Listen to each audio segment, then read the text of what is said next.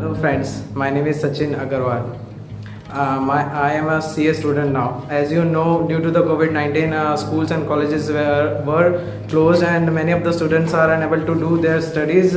I was one of them. Due to COVID-19, it is difficult for me to start the 12th class studies, and after some time online lectures were started, but due to the lack of internet facility I am unable to do my studies. But and after that I decided that I can't appear. I would not appear exam in 2020 and 21. But after some time, due to the guidance of my sir and teachers, I would like change my decision and ready for appear exam in 2020 and 21, thanks to Unity Academy.